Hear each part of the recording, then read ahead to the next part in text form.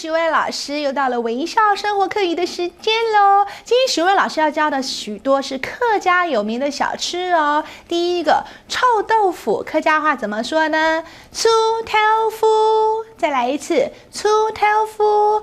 炒米粉呢？哇，我的最爱，炒米粉。炒米粉，那炒面呢？客家话叫做炒台面，炒台面。再来炸鸡排呢？炸鸡排，炸鸡排，炸鸡排。那猪血汤呢？哦，好好吃哦，煮翁的汤。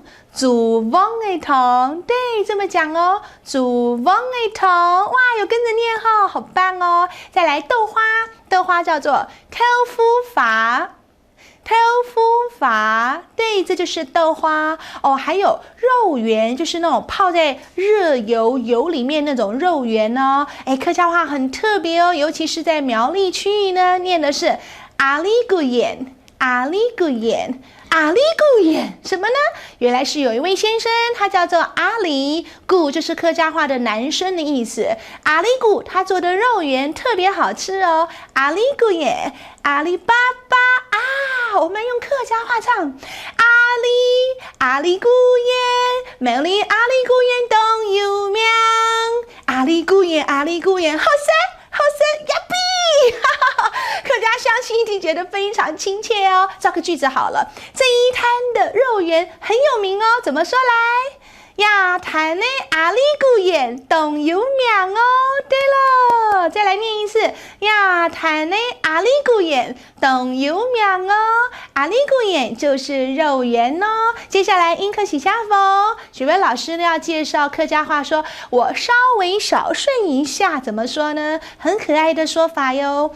打一下木筏哎，打一下木筏哎，打一下打一下木筏哎，就是眼睛花花哎，就累了嘛，眼睛花花了。打一下木筏哎，就是指小睡片刻，睡一下下。英文怎么说呢？英文说 catch some Z's。Catch some Z's， 那个 Z 呀、大写哦，就好像那个英文画漫画有没有？睡觉的人呢，给他那个 Z， 然后还有鼻子一个大泡泡跑出来，所以英文说 catch some Z's， 也就是我们客家话说的打一下木筏哟。今天都学到这喽。